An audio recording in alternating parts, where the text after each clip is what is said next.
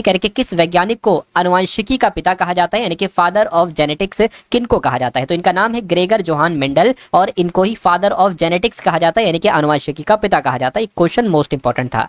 कहने के साथ किस ग्रंथि को आपातकालीन ग्रंथि कहा जाता है, यानी कि इमरजेंसी ग्लैंड कहा जाता है? तो मैं कह सकता हूं जो एड्रिनल ग्रंथि होती है यानी कि अधिवृक्क होता है, इसको ही आपातकालीन ग्रंथि कहा जाता है। उसके बाद देखिए कह रहे कि घेंघा रोग, जो घेंघा रोग होता है, ये शरीर के किस अंग को प्रभावित करता है? तो साथियों ये गले को प्रभावित करता है, गला थोड़ा सा बढ़ जाता है, सूज टाइप का जाता है। उसके बाद देखिए कहा जा रहा है कि मानव शरीर में प्रचुर मात्रा में पाया जाने वाला तत्व इसमें से कौन सा है? तो मैं कहूंगा साथियों कौन सा है वो तत्व? वो तत्व ऑक्सीजन है। तो ऑक्सीजन आपके सवाल का जवाब हो जाता है। उसके बाद देखिए अगला सवाल, यानी कि जो ब्लड क्लॉटिंग होती है यानी कि रक्त का थक्का जमता है, तो इसको जमाने में कौन सा विटामिन सहायक होता है? मैं कहूंगा विटामिन के की अगर हम बात करते हैं तो रक्त का थक्का ब्लड क्लॉटिंग जमाने में साथों विटामिन के सहायक होता है। कह रहे कि दूध का सफेद रंग किस प्रोटीन के कारण होता है? तो वो उस प्रोटीन की अगर बात करते हैं, केसीन उस प्रोटीन का नाम है साथियों, है ना।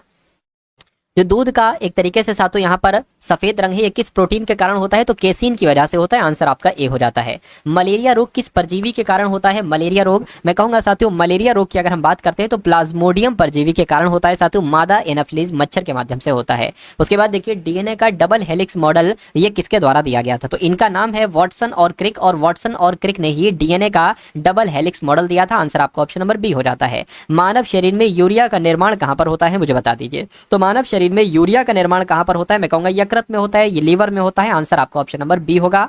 नवजात शिशुओं में हड्डियों की संख्या लगभग कितनी होती है? तो लगभग कितनी होती है? मैं कहूंगा 300 होती है साथियों, नवजात शिशुओं में हड्डियों की संख्या। उसके बाद देखिए एक अश्व शक्ति में कितने वॉट होते हैं, ये बात आपसे यहाँ पर पूछी जाती है। मैं कहूंगा 746 वॉट होते हैं। उसके बाद देखिए नेक्स्ट नंबर का सवाल है, प्रकाश तरंगे किस प्रकार की तरंगे होती है, मुझे बताइए। तो प्रकाश तरंगे जो है ना साथियों ये अनुप्रस्थ तरंगे होती है। आंसर आपका ऑप्शन नंबर ए हो जाता है। कहने के सोनार का उपयोग मुख्य रूप से किसके द्वारा किया जाता है? तो सोनार का उपयोग जो किया जाता है वो नौ संचालकों के द्वारा किया जाता है। तो नौ संचालक यानी कि नेविगेटर्स द्वारा किया जाता है। आंसर आपका बी होगा। उसके बाद देखिए लेंस की क्षमता यानी कि पावर ऑफ लेंस का मात्रक क्या है? तो लेंस की क्षमता का मात्रक मैं कहूंगा डायोप्टर है। क्या है साथियों? डायोप्टर है। तो डायोप्टर आपके सवाल का जवाब होगा।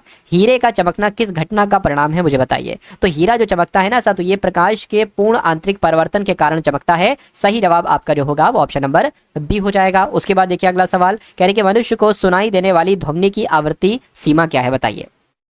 तो यहां पर अगर बात करते हैं साथियों 20 हर्ट्ज से लेकर 20,000 हर्ट्ज, यही है साथियों मनुष्य को सुनाई देने वाली ध्वनि की आवृत्ति की सीमा।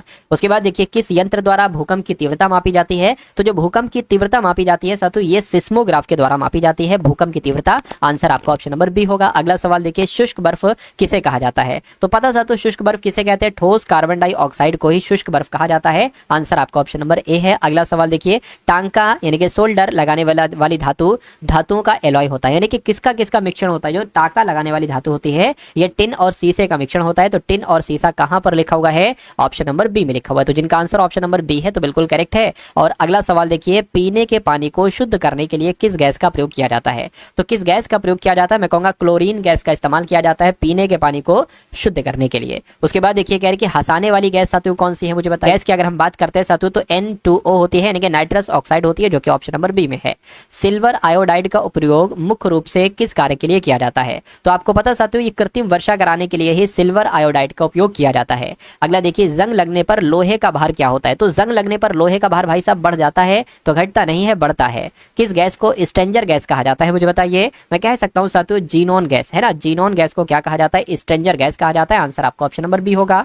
अगला देखिए फ्रेंच ओपन 2026 में महिला एकल का खिताब किसने जीता है? तो क्या नाम इनका है? इनका नाम है मीरा एंड्रीवा और इन्होंने ही फ्रेंच ओपन 2026 में महिला एकल का खिताब जीता। देखिए करके भारत और किस देश के बीच यूपीआई लिंक लॉन्च किया गया है? तो मैं कहूंगा भारत और नेपाल देश के बीच यूपीआई लिंक लॉन्च किया गया है। अगला देखिए हाल ही में शिक्षा मंत्रालय ने किस विश्वविद्यालय को आधिकारिक रूप से पूरे भारत में अपनी शाखाएं खोलने की अनुमति दी है? तो किस विश्वविद्यालय की बात चल रही है? लिवरपूल विश्वविद्यालय की बात चल रही है। किसकी? लिवरपूल विश्वविद्यालय की साथियों बात चल रही है। बात आपको साथियों यहाँ पर ध्यान रखना है। नेक्स्ट नंबर का सवाल हम लोग देखते हैं किसके द्वारा लिखी गई किताब व्हेन ऑडिट मैटर्स नामक किताब लॉन्च की गई है? तो ये विनोद राय के द्वारा पुस्तक लिखित है जिसका नाम है व्हेन ऑडिट मैटर्स। क्या व्हेन ऑडिट मैटर्स नामक किताब लॉन्च की गई है? आपको ध्यान रखना है।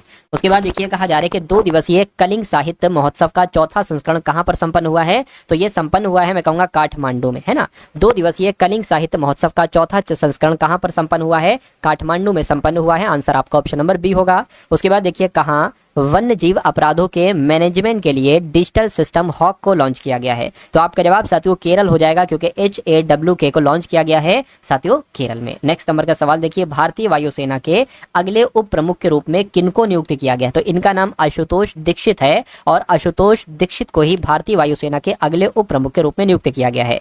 भारत के 7वें क्षेत्रीय मौसम विज्ञान केंद्र का उद्घाटन कहां पर किया गया है? तो मैं आपसे कहूंगा कि जम्मू में किया गया है, यानी कि भारत के 7वें क्षेत्रीय मौसम विज्ञान केंद्र का उद्घाटन जो किया गया है वो जम्मू में किया गया है। ये क्वेश्चन भी साथियों इंपॉर्टेंट है परीक्षा के लिए, और परीक्षा में आपसे पूछा जाएगा। किस राज्य सरकार ने राज्यव्यापी अभियान योगांध्र 2026 शुभारंभ किया है? तो आपको याद रखना है, आंध्र प्रदेश की जब हम बात करते हैं तो आंध्र प्रदेश नहीं है कि राज्यव्यापी अभियान शुरू किया है जिसका नाम है योग आंध्र 2026। क्या? योग आंध्र 2026 का शुभारंभ आंध्र प्रदेश में किया गया है।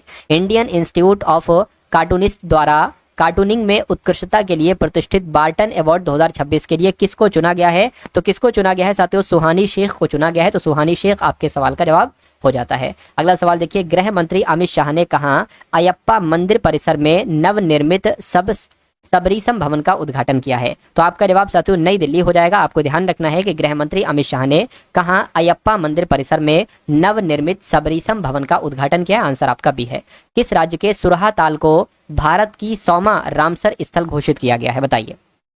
तो यहाँ पर अगर हम लोग बात करते हैं साथियों, उत्तर प्रदेश राज्य के सुरहा ताल को भारत की 100वां रामसर स्थल घोषित किया गया है। आंसर आपका ऑप्शन नंबर सी होगा। उसके बाद देखिए, नॉर्वे चेस 2026 किसने जीता है? तो नॉर्वे चेस 2026 किसने जीता है? मैं कहूंगा आर प्रज्ञानंद की अगर बात करें तो आर प्रज्ञानंद नहीं, नॉर्वे चेस 2026 जीता है। अगला सवाल आपकी स्क्रीन पर है, कह रहे कि केंद्रीय गृह मंत्री अमित शाह ने किस स्थान पर पूर्वोत्तर परिषद के 73वें पूर्ण सत्र की अध्यक्षता की है? क्वेश्चन इंपॉर्टेंट है, आपको यहाँ पर ध्यान रखना है साथियों कि केंद्रीय गृह मंत्री साहब ने शिलोंग स्थान पर पूर्वोत्तर परिषद के 73वें पूर्ण सत्र की अध्यक्षता की है। अगला देखिए, वीजा इंडिया द्वारा भारत अभियान के लिए किसे ब्रांड एम्बेसडर नियुक्त किया गया है? तो ये शाहरुख खान आपके सवाल के जवाब होंगे, यानी कि वीजा इंडिया द्वारा भारत अभियान के लिए शाहरुख खान को ब्रांड एम्बेसडर नियुक्त किया गया है। उसके बाद देखिए, भारत और किस देश ने महत्वपूर्ण खनिजों की आपूर्ति श्रृंखला वेधशाला शुरू की है? तो मैं कह सकता हूँ साथियों इंग्लैंड, यानी कि भारत और इंग्लैंड देश ने महत्वपूर्ण खनिजों की आपूर्ति श्रृंखला वेधशाला शुरू की है। वकील से सीधे सुप्रीम कोर्ट की न्यायाधीश बनने वाली भारत की दूसरी महिला कौन बनी है? मैं कहूंगा ये बहुत इंपॉर्टेंट क्वेश्चन है साथियों। इनका नाम है वेंकिता, जस्टिस वेंकिता सुब्रमणी मोहना, और ये वकील से सीधे सुप्रीम कोर्ट की न्यायाधीश बनने वाली भारत की दूसरी महिला बन चुकी है। आंसर आपका ऑप्शन नंबर सी होगा। चलिए साथियों, अगले नंबर का सवाल देखिए आप लोग, किसने AI डिजाइन वाली माजोराना 2 क्वांटम चिप लॉन्च की है? तो पता साथियों किसने ये लॉन्च की है, आपको भी मालूम होना चाहिए किसके द्वारा लॉन्च की गई है। ये माइक्रोसॉफ्ट के द्वारा लॉन्च की गई है। AI डिजाइन वाली माजोराना 2 क्वांटम चिप लॉन्च की गई है। उसके बाद देखिए, कह रहे कि किस पुरुष हॉकी टीम ने अंडर 18 एशिया कप जीता है? तो आपका जवाब साथियों क्या हो सकता है? आपका जवाब यहाँ पर भारत हो जाएगा। राइट आंसर आपका ए होगा। किसे पहली बार संयुक्त राष्ट्र सुरक्षा परिषद के लिए चुना गया है? तो संयुक्त राष्ट्र सुरक्षा परिषद के लिए जो चुना गया है वो किर्गिस्तान को चुना गया है। तो किर्गिस्तान आपके सवाल का जवाब है। अगला सवाल आपकी स्क्रीन पर है, लीजिए। तो अब आपके फेवरेट क्वेश्चन यहाँ पर स्टार्ट हो चुके हैं, यानी कि रीजनिंग के उन सारे कॉन्सेप्ट को देखेंगे जो इंपॉर्टेंट है, जो परीक्षा में बार बार आपसे पूछे जाते हैं। चलिए तो साथियों, रीजनिंग का पहला सवाल है, कह रहे कि देखिए अब आपको यहाँ पर पहचानना है, ये पहली आकृति है भैया, पहली आकृति, ये दूसरी आकृति, ये तीसरी आकृति, ये चौथी आकृति, तो पांचवी आकृति जो यहाँ पर आएगी वो कौन सी आएगी? ऑप्शन नंबर ए वाली, बी वाली, सी वाली या साथियों डी वाली। एक बात देखिए यहाँ पर साथियों, अगर हम थोड़ा सा इसको ध्यान देते हैं, है ना, देखिए साहब, ये सबसे पहले ऊपर नोक है, फिर नीचे नोक है, ऊपर नोक है, नीचे नोक है, तो अब ऊपर नोक आएगी, ये बात तो क्लियर है। लेकिन सब में देखिए बीच में लाइन है, इसमें लाइन नहीं है, तो ये नहीं हो सकता, है ना। अब एक चीज यहाँ पर देखिए, मैं आपको थोड़ा सा क्लियर हो सकता हूँ साथियों, ये चीजें आपको यहाँ पर ना दिख रही हो, है ना। देखिए इसमें कुछ पॉइंट है हल्के, इसमें बिल्कुल नहीं है, इसमें हल्के हल्के पॉइंट है, इसमें उससे ज्यादा पॉइंट यहाँ पर हुए, इसमें उससे ज्यादा हुए, अब जो होंगे अब फिर बहुत ज्यादा होंगे। तो बहुत ज्यादा पॉइंट कहाँ पर है साथियों, वो मैं कह सकता हूँ वो आपके ऑप्शन नंबर बी वाले में है, समझ। लेकिन ये बी वाले में देखिए एक चीज यहाँ पर अगर बात करें तो देखिए,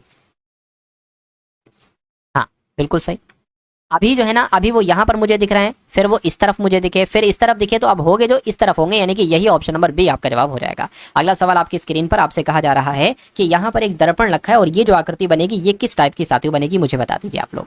चलिए भैया देखिए, यहाँ पर अगर हम लोग बात करें थोड़ा सा, देखिए ये जो चौकोर है ना, जब दर्पण में दिखेगा तो ये अंत में दिखाई देगा, यानी कि यहाँ पर दिखना चाहिए, यहाँ पर नहीं दिख रहा है। ये चौकोर नहीं है या ये चौकोर है, तो ये भी आंसर नहीं है। यहाँ पर भी नहीं दिख रहा है, मुझे यहाँ पर दिख रहा है, तो मैं इस छोटी सी चीज से पहचान गया, तो जो दर्पण में दिखेगा वो ये वाला दिखेगा, ऑप्शन नंबर डी वाला। उसके बाद सातु आपके सामने यहाँ पर कथन और तर्क वाला सवाल है। कथन निष्कर्ष नहीं बल्कि कथन और तर्क है, यानी कि कथन को पढ़कर आपको बताना है कि कौन सा तर्क मजबूत है, कौन सा तर्क कमजोर है। कह रहे कि क्या निजी क्षेत्र को भारत में अस्पतालों को संचालित करने की अनुमति दी जानी चाहिए? निजी क्षेत्र को भारत में अस्पतालों को संचालित करने की अनुमति दी जानी चाहिए साथियों, या नहीं दी जानी चाहिए? तो यहाँ पर कहा जा रहा है कि हाँ भैया दी जानी चाहिए। क्यों? क्योंकि उन्नत पश्चिमी देशों में संचालन होते हैं। देखिए कहीं होते हैं तो दी जानी चाहिए, ये कोई मजबूत तर्क नहीं है, तो गलत हो जाएगा। कह रहे कि नहीं भैया नहीं अनुमति दी जानी चाहिए। क्यों? क्योंकि अस्पतालों को निजी हाथों में रखना खतरनाक है। ये भी बात गलत है कि निजी हाथों में बहुत सारी चीजें बहुत अच्छे से नहीं चल रही हैं, तो ये बात तो तर्क कमजोर हो जाएगा, तो दोनों गलत हो जाएंगे। ऐसा ऑप्शन आपको चूज करना है। उसके बाद देखिए आपसे यहाँ पर कथन कहा जा रहा है कि कथन है और निष्कर्ष है। एक बहुराष्ट्रीय कंपनी के सीईओ ने कहा अगले महीने से गर्भवती महिलाएं और 5 साल से कम उम्र के बच्चों की माताओं का कार्य करने के समय में सहूलियत दी जाएगी। तो थोड़ा सा अच्छे तरीके से आप लोग यहाँ पर सातों समझिए और निष्कर्ष मुझे बताइए कि कौन सा निष्कर्ष आपको यहाँ पर सही लग रहा है और कौन सा निष्कर्ष आपको यहाँ पर गलत लग रहा है। देखिए एक बहुराष्ट्रीय कंपनी के सीईओ ने कहा कि अगले महीने से गर्भवती महिलाएं और 5 साल से कम उम्र के बच्चों की माताओं को कार्य करने में सहूलत दी जानी चाहिए। अब निष्कर्ष आप लोग यहाँ पर साथियों पढ़िए। कहने कि युवा माताओं को शुरुआती सालों में अपने बच्चों के साथ अधिक समय बिताने की जरूरत है। ये बात तो बिल्कुल सही है, इसीलिए ये कहा गया है कि सहूलत दी जानी चाहिए। कंपनी अपनी महिला कर्मचारियों के दायित्व और काम के दबाव की परवाह करती है, इसलिए ही तो साथियों ये सहूलत दी गई है। तो ये दोनों निष्कर्ष सही है, तो ये आपका जवाब हो जाएगा जो मैंने आपको यहाँ पर बतलाया है। उसके बाद देखिए आपसे यहाँ पर कथन और धारणा वाला सवाल है। अलग अलग है, कथन धारणा अलग सवाल अलग चैप्टर है, कथन तर्क और कथन निष्कर्ष ये अलग चैप्टर है। चलिए तो आपसे कहा जा रहा है कि छात्र 1 ने छात्र 2 से कहा कि मुझे पढ़ने के लिए आपके नोट्स चाहिए। छात्र 1 कह रहा है छात्र 2 से कि भैया मुझे पढ़ने के लिए आपके नोट्स चाहिए, कृपया दे दीजिए। तो अब आपको बताना है धारणा कौन सी मजबूत है। छात्र 2 ने नोट्स तैयार कर लिए हैं, भैया तैयार कर लिए हैं नोट्स, तभी छात्र 1 मांग रहा है छात्र 2 से, तो तैयार कर लिए होंगे तो ये तो सही हो जाएगा। छात्र 1 उसकी समझ को सत्यापित करना चाहता है। क्या कोई नोट्स दूसरे बच्चे से इसलिए मांगेगा कि उसकी सत्यता को सत्यापित करे, उसकी समझ को सत्यापित करे? तो ये जरूरी नहीं साथियों, उसको जरूरत होगी तभी वो मांग रहा होगा। तो कुल मिला के पहला वाला आपका सही हो जाएगा, दूसरा वाला आपका गलत हो जाएगा। नेक्स्ट नंबर का सवाल है, कह रहे कि अंकों की निम्नलिखित श्रृंखला में ऐसे कितने सम अंक हैं जिसके पहले सम अंक होना चाहिए और तुरंत बाद में एक विषम अंक होना चाहिए। यानी कि सबसे पहले देखिए सम अंक हो, ये लिखा हुआ है, उसके बाद फिर सम अंक हो और उसके बाद विषम अंक हो। ऐसे कितने जोड़े हैं, ऐसे कितने पेयर हैं, ये बात आपको बताना है। देखिए साथियों जैसे कि ये सम अंक आ गया और विषम अंक आ गया, यानी कि ये हमें एक जोड़ा ऐसा मिल गया है ना। उसके बाद सम अंक फिर से हमें ये मिल गया सम अंक और विषम, यानी कि 1 प्लस 1 प्लस और साथियों मिल रहे हैं या नहीं मिल रहे हैं, जरा एक बार देखिए। 3 2 नहीं 2 बार देखिए सम अंक विषम अंक यहाँ पर आ गया है ना। सम अंक और सम अंक विषम अंक आ गया, तो ये भी एक आपका हो जाएगा। सम अंक आ गया, नहीं होगा। सम अंक विषम अंक, तो मैं कहूंगा ऐसे 3 मिल रहे हैं हमें, है ना। अंकों की निम्नलिखित श्रृंखला में ऐसे कितने सम अंक हैं? ऐसे 3 सम अंक है जिसके पहले सम अंक है और तुरंत बाद में विषम अंक है। उसके बाद देखिए साथियों अगले नंबर का सवाल आपकी स्क्रीन पर है, लेखन पुस्तक विक्रेता विचार प्रतिपुष्टि। सबसे पहले क्या होगा? एक पुस्तक को तैयार करने में सबसे पहले उसका लेखन करने में कहीं ना कहीं विचार उसके मन में आएगा, तो सबसे पहले साथियों विचार आ जाएगा, यानी कि 4 नंबर आएगा। देखिए 4 सभी में लिखा हुआ है, यानी कि विचार आ गया। ठीक है भैया, अब विचार के बाद साथियों वो उस विचार को लिखेगा, यानी कि लेखन करेगा, तो यहाँ पर 1 नंबर साथियों आ जाएगा, है ना। वो क्या करेगा? उसका वो लेखन करेगा। अब लेखन के बाद साथियों क्या करेगा? मेरे हिसाब से वो पुस्तक तैयार करेगा, यानी कि 2 नंबर यहाँ पर आ जाएगा। वो उस यानी कि उसको जो है ना वो पुस्तक तैयार हो जाएगी, ठीक है ना। अब पुस्तक तैयार होने के बाद साथियों क्या हो सकता है? वो विक्रेता यानी कि सेलर उसको बेचेगा, तो वो विक्रेता उसको बेचेगा। ठीक है, पुस्तक तैयार हो गई, विक्रेता उसको बेचेगा। विक्रेता का 3 है, तो यहाँ पर सॉरी मैंने उल्टा कर दिया, यहाँ पर 3 नंबर आ जाएगा, है ना। विक्रेता आपका यहाँ पर साथियों ये हो जाएगा। उसके बाद अब बचा क्या क्या? प्रतिपुष्टि और पाठक। वो पुस्तक अब पाठक के पास पहुंचेगी, यानी कि 6 नंबर पाठक के पास पहुंचेगी। पाठक उसको पढ़ेगा और अपना फीडबैक देगा, यानी कि प्रतिपुष्टि देगा। तो यहाँ पर साथियों प्रतिपुष्टि आ जाएगी। तो कुल मिला के ये कौन से ऑप्शन में लिखा हुआ है? 4 1 2 3 6 5, तो 4 1 2 है ना, 4 1 2 3 आ गया साथियों। विक्रेता देखिए 3 पर ही तो है ना। 4 1 2 3 6 5, हाँ ये ऑप्शन नंबर सी वाले में 4 1 2 3 6 5 ऑप्शन नंबर सी आपके सवाल का जवाब होगा। अगला सवाल आपकी स्क्रीन पर है, इस सवाल को देखिए और मुझे बताइए आपके सवाल का जवाब क्या होगा। आपसे कहने के दिए गए चित्र में त्रिभुज स्वस्थ लोगों को दर्शाता है। ये जो त्रिभुज में है ना, ये स्वस्थ लोगों को दर्शाता है। ठीक है भैया, स्वस्थ लोगों के बारे में बताता है, यानी कि 3 5 6 ये स्वस्थ लोग हैं। कहने के आयत वृद्ध व्यक्तियों को दर्शाता है। आयत की अगर बात करते हैं साथों, ये वृद्ध व्यक्तियों को दर्शाता है। तो कहने के वृत्त पुरुषों को दर्शाता है। वृत्त की अगर बात करते हैं साथों, ये पुरुषों को यहाँ पर दर्शाता है। तो कहने के उन पुरुषों की संख्या क्या है जो स्वस्थ है लेकिन वृद्ध नहीं है। तो उन पुरुषों की संख्या क्या है, पुरुषों की अगर बात करते हैं तो यहां से आंसर होना चाहिए उन पुरुषों की संख्या क्या है जो वृद्ध नहीं है, यानी कि आंसर इसमें से नहीं होना चाहिए, है ना, लेकिन स्वस्थ होना चाहिए। तो मैं कहूंगा 3 नंबर एक ऐसा नंबर है जो पुरुष है और जो स्वस्थ लोग है, लेकिन ये वृद्ध व्यक्ति के अंतर्गत नहीं आ रहा है। तो आंसर आपका ऑप्शन नंबर डी हो जाता है। चलिए उसके बाद देखिए अगले नंबर का सवाल आपकी स्क्रीन पर है। आपसे कहा जा रहा है यहाँ पर, देखिए साथियों यहाँ पर अगर हम लोग बात करते हैं साथियों, ये कुछ नहीं है। सबसे पहले यहाँ पर 17 है, उसके बाद साथियों 19 है, उसके बाद यहाँ पर 23 है, उसके बाद 29 है और उसके बाद 37 है। तो अगला नंबर यहाँ पर क्या हो सकता है मुझे बताइए। तो अगर बात करते हैं साथियों 17 से 19 हुआ है, 2 बढ़ा है, यहाँ पर 4 बढ़ा दिया गया है, यहाँ पर 6 बढ़ा दिया गया है और यहाँ पर साथियों 8 बढ़ा दिया गया है। तो यहाँ पर क्या बढ़ाया जा सकता है मुझे बताइए। मैं कहूँगा 10 बढ़ा देंगे, तो 10 बढ़ा देंगे यानी कि 47 हो जाएगा। तो 47 आपका कौन से ऑप्शन वाले में है, ऑप्शन नंबर ए में है। तो जिनका आंसर, जो लोग ऑप्शन नंबर ए के साथ है, मैं कहूँगा आंसर आपका बिल्कुल करेक्ट हो जाता। भाई बहुत बढ़िया, वेरी गुड क्लास। अगला सवाल आपकी स्क्रीन पर, आपसे कहा जा रहा है कि मौखिक कहना, है ना, मौखिक का संबंध अगर कहने से है तो मैं कहूंगा श्रव्य का संबंध किससे है। मौखिक में इंसान कुछ कहता है, बोलता है, श्रव्य में इंसान साथियों सुनता है। तो सुनना कहां पर लिखा हुआ है, सुनना आपका ऑप्शन नंबर सी में लिखा हुआ है, यानी कि राइट आंसर आपका सी हो जाता है। जैसे कि मुखबिर, जासूस का संबंध जो यहाँ पर बताया गया है साथियों, वो किससे बताया गया है, वो मुखबिर से यहाँ पर बताया गया है। अच्छा, रिपोर्टर का संबंध किससे होगा, उसी प्रकार से देखिए जासूस में मुखबिर काम आता है। रिपोर्टर की अगर बात करते हैं साथियों, कहीं ना कहीं ये तो नहीं होगा, स्रोत इसका आंसर हो जाएगा। राइट आंसर आपका ए हो जाता है। नेक्स्ट नंबर का सवाल साथियों आपकी स्क्रीन पर है। देखिए सवाल को और बताइए आपके सवाल का जवाब क्या हो सकता है। देखिए आपसे यहाँ पर जितना जो कहा जाए आप उतना करते जाएंगे। कह रहे कि 6 व्यक्ति हैं, अनुज, भरत, शोभित, मोहित, नितिन और आकाश, एक वृत्ताकार मेज के परिता केंद्र के विपरीत, ध्यान दीजिए, केंद्र के विपरीत मुख करके बैठे हुए हैं। यानी कि 6 लोग हैं, तो 1 2 3 4 5 और 6, इन सब का मुख पता किस तरफ है, केंद्र की तरफ नहीं है, केंद्र से बाहर की तरफ साथियों इन सभी का मुख है, केंद्र से बाहर की तरफ इन सब का मुख है। कह रहे कि भरत अनुज के बाईं ओर ठीक बगल में बैठा हुआ है, आकाश अनुज के दाईं ओर ठीक बगल में बैठा है, मोहित आकाश नितिन के ठीक बगल में बैठा है, शोभित मोहित के दाईं ओर ठीक बगल में बैठा है। तो अनुज और शोभित के ठीक बगल में कौन है। देखिए अब यहाँ पर अनुज आए हैं और अनुज हमें यहाँ पर भी मिल गए, कॉमन मिल गए। तो ये 2 नाम हमें ढूंढने पड़ते हैं कि जो एक नाम उससे हम स्टार्टिंग करते हैं। अगर हमें 2 नाम कहीं पर मिल रहे हैं तो अनुज है, तो अनुज को सबसे पहले बैठा दीजिए। कह रही अनुज के बाईं ओर ठीक बगल में बैठा हुआ है भरत, तो अनुज को आप कहीं पर भी बैठा दीजिए। अनुज को मान लीजिए साथियों हमने यहाँ पर बैठा दिया। अब सबका मुंह साथियों बाहर की तरफ है, तो अनुज का बायां अब ये हो जाएगा, ये यानी कि भरत यहाँ पर आ जाएगा, है ना। भरत की अगर बात करते हैं साथियों, भरत यहाँ पर आ जाएगा, है ना। अब देखिए अनुज के दाईं ओर ठीक बगल में कौन बैठा है, आकाश बैठा है। अनुज का दायां ये होगा, तो यहाँ पर साथियों कौन बैठेगा, यहाँ पर आकाश साहब बैठेंगे। अब आगे बढ़िए, कहने के मोहित और आकाश जो है ना, ये नितिन के ठीक बगल में बैठे हुए हैं। तो मैं आपसे ये कह सकता हूँ कि आकाश और मोहित के बीच में बैठा हुआ है नितिन, तो आकाश ये हो गया, मोहित यहाँ पर आ जाएगा और ठीक इनके बगल में कौन बैठा हुआ है साथियों, नितिन बैठा हुआ है, तो नितिन यहाँ पर आपके बैठ जाएंगे। इतनी बात क्लियर है।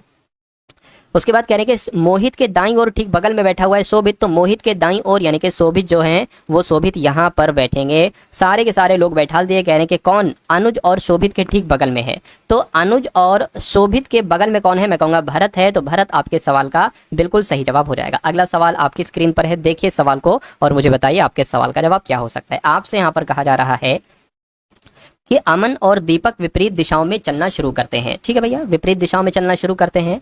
अमन 6 किलोमीटर चलता है और दीपक 8 किलोमीटर चलता होगा। फिर अपने दाएं घूमता है, अमन दाएं घूमता है और 8 किलोमीटर चलता है और दीपक बाएं घूमकर 6 किलोमीटर चलता है। आरंभिक स्थल से प्रत्येक कितनी दूरी पर है आपसे पूछा जा रहा है। मान लीजिए दोनों अभी यहाँ पर हैं, अमन और दीपक विपरीत दिशाओं में चलना शुरू करते हैं। अमन 6 किलोमीटर चलता है ना, और दीपक 8 किलोमीटर चलता है। तो अमन 6 किलोमीटर चलता है, अमन को 6 किलोमीटर चला दिया और दीपक की अगर बात करते हैं, दीपक को 8 किलोमीटर चला दिया। उसके बाद कहने के फिर अमन दाएं घूमता है, ये अमन है, ठीक है ना, और ये दीपक है। तो अमन दाएं घूमता है, अमन दाएं घूमता है और कितना चलता है, फिर दाएं घूमता है और 8 किलोमीटर चलता है। अमन दाएं घूमता है और 8 किलोमीटर चलता है और दीपक बाईं ओर घूमता है, 6 किलोमीटर चलता है। दीपक बाईं ओर घूमता है, 6 किलोमीटर चलता है। आरंभिक स्थल से, आरंभिक स्थल उनका ये है। तो आपसे ये कहा जा रहा है कि आरंभिक स्थल से प्रत्येक कितनी दूरी पर है, यानी कि ये तो दीपक की दूरी मुझे बताइए और ये दूरी साथियों आप बताइए अमन की, ये दोनों दूरियां कितनी होगी, ये बात आपको यहाँ पर साथियों मुझे बताना है। चलिए भैया कोई दिक्कत नहीं साथियों, ये दोनों दूरियां यहाँ पर हम लोग देख लेते हैं। देखिए एक ट्रिपलेट होता है साथियों 3, 4 और 5 का,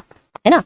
तो अगर ये 3 है, ये 4 है, तो ये 5 होगा, लेकिन ये 3 का डबल है, ये 4 का डबल है, तो यहाँ पर 5 नहीं बल्कि 5 का डबल आ जाएगा। ठीक है भैया कोई दिक्कत नहीं। और यहाँ पर भी 3, 4, 5 का ट्रिपलेट बनता है, तो ये 3 का डबल है, 4 का डबल है, तो 5 का डबल 10 हो जाएगा। तो मैं कहूँगा आरंभिक स्थल से प्रत्येक कितनी दूरी पर है, तो प्रत्येक 10-10 किलोमीटर की दूरी पर है, इसलिए सही जवाब आपका ऑप्शन नंबर सी होगा। उसके बाद देखिए साथियों अगले नंबर का सवाल है, कह रहे 17 संख्याओं का औसत 29 है। पहले 9 संख्याओं का औसत सातों 31 है और अंतिम 9 संख्याओं का औसत यहाँ पर 27 दे रखा है। यदि नवी संख्या को बाहर रखा जाए तो शेष संख्याओं का औसत कितना होगा। सवाल बहुत शानदार है और ऐसा कॉन्सेप्ट आपके एग्जाम में आएगा ही आएगा। देखिए सिंपल सी बात है, सबसे पहली लाइन में कहा गया है कि कुल 17 संख्या यानी कि 17 संख्याओं का औसत कितना है, 29 है। अगर मैं आपसे पूछूं कि 17 संख्याओं का कुल मिला के योगफल कितना होगा तो 17 की गुणा 29 से आपको करना है। ठीक है, 17 की गुणा 7 29 से हम लोग कर लेंगे। 7 में आपका 63 हो जाएगा, 7 गुना 14 और आपका यहाँ पर 20 आ जाएगा, यहाँ पर 29 आ जाएगा, 3 आ गया, 9 आ गया, 4 आ गया।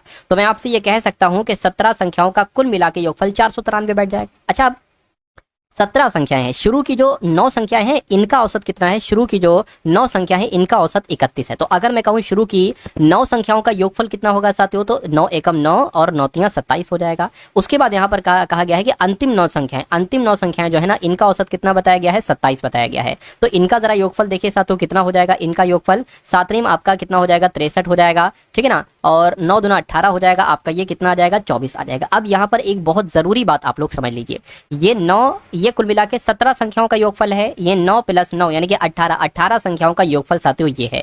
तो 18 संख्याओं का योगफल एक बार जरा आप लोग कैलकुलेट करिए, जोड़कर मुझे बताइए। तो ये 12 आ जाएगा, ये आपका 12 आ जाएगा, 522 आ जाएगा। ये हो गया 18 संख्याओं का योगफल और ये हो गया साथियों क्या, 17 संख्याओं का योगफल। तो अगर हम 522 में से 493 को घटा देते हैं तो हमें एक जो अलग संख्या है वो मिल जाएगी। यानी कि यदि नवी संख्या को बाहर रखा जाए तो कह सकते हैं कि हमें नवी संख्या मिल जाएगा और उसको हम बाहर रख सकते हैं। तो शेष संख्याओं का औसत कितना होगा, ये बात आपसे पूछी जा रही। देखिए 522 में से अगर हम 493 को यहाँ पर घटाते हैं तो कितना बचता है साथियों, तो आपका यहाँ पर 29 बचता है। यानी कि 29 ये नवी संख्या है। तो अगर नवी संख्या को बाहर रखा जाए यानी कि नवी संख्या को अब आपको घटाना है साथियों इसमें से, तो 493 में से अगर नवी संख्या हम घटा देते हैं फिर हम औसत निकालेंगे तो कितना साथियों निकल आ जाएगा, ये 4 आ जाएगा, ये कितना हो जाएगा साथियों 48 यानी कि 46 हो जाएगा। तो मैं कहूँगा 464 हो जाएगा। अब आपसे कह रहे हैं कि जो शेष संख्या है इनका औसत क्या है, तो शेष संख्या 17 संख्या थी, एक संख्या तो निकाल ली गई तो 16 संख्या बची। अब इनका औसत निकाल कर बताइए कितना साथियों यहाँ पर बचेगा। चलिए साथियों 2 से कट करते हैं, 2 अट्ठे 2 दूना 3 2 दूना 8 से 8 का मट 16 3 24 ज्यादा हो जाएगा, 8 का मट 16 हो जाएगा, 16 हो जाएगा 4 3 7 है ना, 7 और 8 3 आपका 72 हो जाएगा। तो कुल मिला के 29 आ रहा है। यानी कि मैं कह सकता हूं कि शेष संख्याओं का औसत कितना बैठेगा, 29 बैठेगा। 29 आपके सवाल का बिल्कुल सही जवाब हो जाता है। डेटा के माध्य और माध्यिका के बीच का अंतर है ना, क्या आपसे पूछा जा रहा है साथियों, अंतर 66 59 इतने पर क्या होगा। यानी कि कुल मिला के साथ सबसे पहले आप लोग यहाँ पर क्या करेंगे, आपको सबसे पहले माध्यिका निकालना है और फिर माध्य निकालना है और फिर दोनों का अंतर कर देना है। बस इतनी सी बात आपसे पूछी जा रही है। तो इनका सबसे पहले साथियों आप क्या निकाल लेंगे, सबसे पहले साथियों माध्य हम लोग निकालने की कोशिश करते हैं। ठीक है ना, तो माध्य की अगर हम बात करते हैं तो माध्य कैसे निकाला जाता है, माध्य का एक सूत्र होता है। जो भी आपको नंबर्स दे रखे हैं यानी कि जो डेटा दे रखा है, इन डेटा का योग आपको सबसे पहले निकालना होगा और फिर डेटा की कितनी संख्या है कि क्या ये नंबर 10 है 12 है, देख लेते हैं 1 2 3 4 5 6 7 8 9 10 10 है तो 10 आ जाएगा। तो ये तो उसका हो गया। ठीक है ना, तो सबसे पहले आप एक काम करिए, इसको आरोही क्रम में लिख लीजिए है ना, क्योंकि जरूरत पड़ेगी आरोही क्रम में लिखने की, यहाँ पर जरूरत पड़ेगी आरोही क्रम में। यहाँ पर हम लोग लिख लेते हैं। तो सबसे छोटा यहाँ पर साथियों क्या है, मैं कहूँगा 56 है तो 56 आ जाएगा। उसके बाद 58 है, उसके बाद 59 है, फिर एक बार 59 है और फिर साथियों 62 है, 63 है, 65 है, फिर एक बार साथियों 65 है और फिर 66 है और यहाँ पर फिर 68 है। ठीक है ना, इतनी बात क्लियर हो गई। देखिए अब इन सबको आप टोटल कर लीजिए, योगफल इनका निकाल लीजिए। कैसे निकालेंगे साथियों, 8 6 14 14 5 19 19 24 24 25 26 27 27 28 29 29 और 39 38 38 और 38 और 48 47 47 और 8 कितना हो जाएगा साथियों 55 हो जाएगा, 55 और ये आपका 61 हो जाएगा है ना। 61 का 1 लग गया, हासिल का यहाँ पर 6 लग गया। तो अब देखिए ज्यादातर 6 6 6 हैं, तो 6 6 12 18 24 30 36 42। ठीक है ना, 42 और 42 हो गए, 5 5 10 ये और 20 तो कितना हो जाएगा 62 हो जाएगा। यानी कि यहाँ पर आपका जो आएगा वो 62 आ जाएगा। तो मैं आपसे कह सकता हूँ इन सब का योगफल जो आएगा वो 621 आएगा और नीचे कितना आएगा 10 आएगा। नीचे 10 होता है, 1.0 हटाकर यहाँ पर हम पॉइंट लगा देते हैं बस साथियों है ना। यानी कि आपका जो माध्य है आया है वो 62.1 आया है। अब हम लोग यहाँ पर निकाल लेते हैं माध्यिका है ना। चलिए भैया माध्यिका साथियों यहाँ पर अब हम लोग निकाल लेते हैं। कैसे साथियों माध्यिका निकालेंगे है ना, तो माध्यिका का भी एक सूत्र होता है साथियों, वो आप सभी को पता होना चाहिए। देखिए माध्यिका निकालने के लिए हमें माध्य की आवश्यकता पड़ती है। हमारा ये कितना निकला है 62.1 निकला है। अब देखिए कि ये कहाँ कहाँ पर आया 62.1, देखिए इसके और इसके बीच में आया है। ठीक है ना, इसके और इसके बीच में आया है, तो बस यही दो नंबर को आपको प्लस करना है, 62 और 63 और बटे 2 आ जाएगा। इनको प्लस करोगे कितना आ जाएगा, 125 बटा 2 आ जाएगा, और करोगे साधु कितना आ जाएगा, 62.5 आ जाएगा। तो बस इसका और इसका अंतर आपको बताना है, तो इसका अंतर 0.4 निकलेगा, 0.4 निकलेगा, तो यही आपका आंसर हो जाएगा 0.4, ऑप्शन नंबर। तो दोस्तों ये वीडियो आप लोगों को कैसी लगी कमेंट बॉक्स में ज़रूर बताएं। वीडियो अच्छी लगे तो वीडियो को लाइक करें और चैनल पर नए हैं तो चैनल को सब्सक्राइब करें।